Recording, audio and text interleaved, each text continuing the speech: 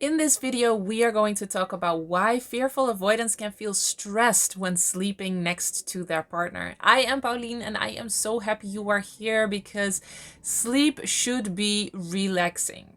You should be able to just get a full night's sleep completely relaxed and feeling safe in your body. And I remember so well that when I was sleeping next to my partner, I would feel tense. And my fear brain immediately went to, this is not right. You should not feel tense when you're sleeping next to your partner. So this relationship isn't good and I should break up. And that was the beginning of a spiral that would go on for hours. But I do remember feeling tense when sleeping next to him. And why do you feel tense? Why is it so hard to relax when you have the fearful avoidant attachment style? It actually makes sense because sleep is the ultimate vulnerable state. And for fearful avoidance, vulnerability is a trigger. Fearful avoidants have such a hard time feeling vulnerable, being vulnerable. And this means emotionally, being vulnerable emotionally, but also physically. I remember being afraid that I would actually be physically attacked when I felt like I was letting my guard down. And this doesn't mean that you have to have had that experience growing up or any time in your life that you were physically attacked. The way this works is that your fear brain, that part of your brain that is just run by fear and is trying to protect you, it is projecting this intense fear on whatever situation you are in now. So even when you haven't been physically attacked, your fear brain can project that fear that it's feeling of not being safe and feeling vulnerable by kind of translating it to being afraid of being physically attacked. So the sensations that you feel in your body, the feelings that you have in your body are so intense that your fear brain kind of interprets that as there may be a physical attack coming, because that equals the amount of stress or the amount of fear that you have. So it could actually feel like you will be attacked, even if you really completely trust your partner and know that they wouldn't never physically hurt you ever. It can feel like that because of your fear brain trying to protect you and trying to make sense of this tension and this fear that you're feeling in the now, even though it has nothing to do with the now and it has nothing to do with your relationship and it has everything to do with your nervous system overload and your fear system being triggered and possibly and probably your childhood and upbringing.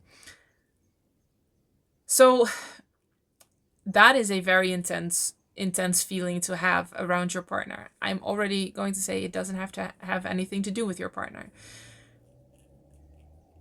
I also remember that I was scared to sleep next to my husband. This is like a very light other reason after the attack reason, but I was scared to get triggered by his snoring, and then I would lie awake alone. If you have ever had nights where you were awake in the middle of the night alone with your thoughts and your feelings that you were scared of, as many fearful avoidants are, then laying awake at night alone is very scary. It's a very scary place because you cannot talk to somebody to kind of ease your thoughts and ease your feelings. You can't co-regulate with somebody. Your partner isn't awake, so they are not there to kind of calm you down. And I remember those moments when I was laying awake in the middle of the night. I just felt so alone.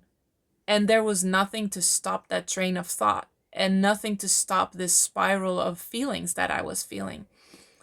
And so I was just very afraid to be woken up at a certain time during the night. And when my nervous system was just so on edge, my fear system was so on edge, I could wake up from the smallest things, him tossing and turning or him snoring. And then I would lay awake for hours. If you've ever had that, it makes so much sense that you feel tense sleeping with somebody next to you, if it's very easy to wake up and then lay awake for hours. Another thing that is almost like the opposite part of this is, what if I am asleep and my partner sees me doing something weird? So this may be more in the beginning of the relationship as opposed to when you've been together for a long time and you've pretty much seen all the weird. But when you're in a relationship and you're still kind of anxious of what your partner thinks of you, this might come into play also. What if you're asleep and you're doing something weird? This also comes from vulnerability, feeling vulnerable and feeling like you don't have control. Fearful avoidants want control. Definitely in everything, in your thoughts, in your feelings, but also in the way other people perceive you and what they see from you and what they don't see. And so going to sleep feels like surrender, feels like giving that control over. And in a way it is. And so you could do things that you're not aware of. And nothing is weird. Nothing you do is so weird that that would mean that nobody can love you. I know those are the thoughts that you have, but you are just human, and every single human is beautifully weird. But this is all your fear brain. Your fear brain being so scared of being rejected, being abandoned, being other than, different than others, so other from the group, not belonging. And so sleep can feel like just surrendering all of that to whatever is happening at night.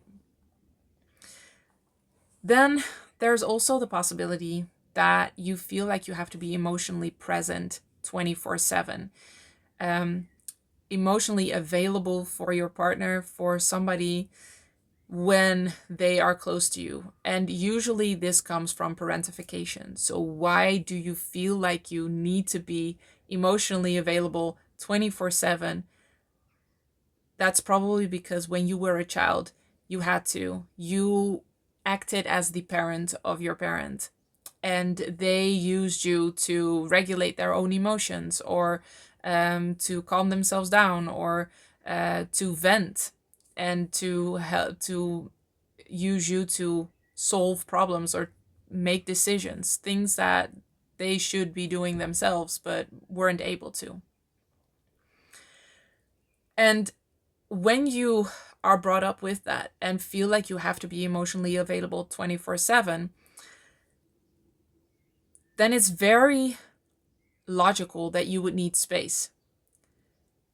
But it is also very logical that you think that needing space is not allowed, that that is selfish, that that is just something you can't do, and that means that you don't love your partner, you don't want to be with your partner, because you grew up believing that you have to be enmeshed, you have to be completely there for each other 24/7, and that is just exhausting. That is a lot. And so it makes sense that when you go to sleep at night, your bedroom and you being alone in your bed is kind of like the place where you feel safe, where you don't feel like you need to be emotionally available. So needing space is normal and it's very healthy. And just knowing that can already help.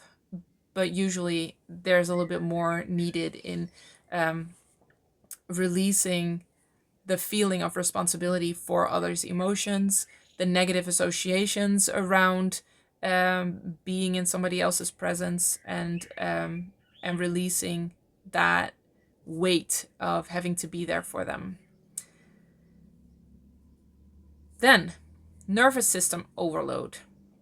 Not being able to regulate with somebody in the room because you're always on. This is what a lot of fearful avoidants experience, when they're with somebody, they are hyper vigilant. They are always checking whether that person is happy or sad or could be angry, whether they're safe enough or not. And they're just trying to see things coming, to feel safe, to have that sense of control. But that means that you're always on. Your fear system is always on, trying to detect danger. And that means that it's very hard to regulate yourself and calm yourself down when there is somebody. It's like you're trying to calm yourself down with a tiger in the room. If there's a tiger in the room, you're gonna watch that tiger. You're gonna see what it's doing. And so that is not the moment to calm down. And for so many fearful avoidants, having somebody present feels like there's a tiger in the room, because it feels like that person could become a threat every moment, any moment now. Because one of the core things of the fearful avoidant attachment and how it develops is that the source of love, one of your parents, was also the source of threat in the form of that person getting angry, that person not being predictable in how they would react to you, that person being very judgmental or hypercritical. And so another person in the room, and maybe even especially one that you love, can feel like a constant threat also. Then there's also the possibility that you feel like you need to meet expectations.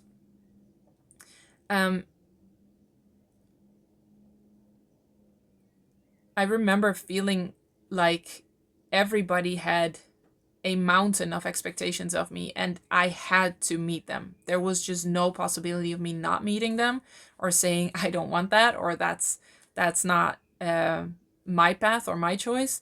That was just not a possibility. If somebody had an expectation, I had to meet it. This, of course, is very unhealthy, and it makes total sense that if you are close to somebody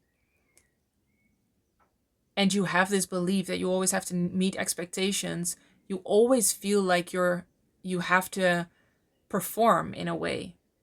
And so it's very hard to relax and to sleep peacefully when you feel like you have to perform constantly. So there's probably subconscious negative associations around closeness. You want to be close. Sometimes feeling close feels good. Being close feels good. But there's also a lot of negative associations around that. It could turn in an instant. This is what you've probably experienced when you were a child. Moments of closeness, moments of being connected, being physically close to somebody could mean that that would turn into a threat and you wouldn't see it coming. And so those negative associations hugely impact you sleeping next to your partner. So it's not about your partner. It really is about what your nervous system is used to, what is familiar, and what it's tolerating. And thinking that it is your partner will lead you into doubt, will lead you to actually look at the wrong thing, which is your partner. While this is all about taking care of yourself and being very clear in what you need in this moment. And it is completely okay if that means that you need to sleep separately for a while you're healing. I don't want you to demand of yourself that you are already acting like a healed person and you are able to sleep next to your partner. Healing is also taking care of yourself while healing. So accepting and embracing that you are going through a process. Just like when you would break your leg, you wouldn't demand yourself to walk on that leg, run on that leg, do a marathon on that leg. And yet this is what we do a lot of the times when we have the fearful avoidant attachment style, that we expect things of ourselves that are just very scary and very big and a very, very big step. So while you are healing, if you have the possibility to sleep separately and you talk about this with your partner and your partner is okay with it, and like you find a way to do this, and I hope you have an understanding partner, because that's what you deserve. take care of yourself through this healing process. You don't have to push yourself or punish yourself because you aren't able to right now. You get to take care of yourself. Be kind to yourself. Give yourself grace. And allowing yourself to sleep in a way that feels good for you, that makes you feel comfortable, will help so much. So it makes sense that you feel stressed about sleeping next to your partner, and it has nothing to do with your partner. I hope that this video helps you see that and helps you actually address the fear that is underneath there and the trauma that is underneath there, instead of thinking it's my partner and I need to break up, because that's just the fear brain talking. So let me know in the comments below whether this is something you recognize, maybe you weren't even aware of it, and how you've dealt with it. And as always, I am so happy you are here, and I will see you in the next one. Healed and Happy is a tailor-made online program where me and my team personally guide you through healing the roots of a fearful avoidant attachment style.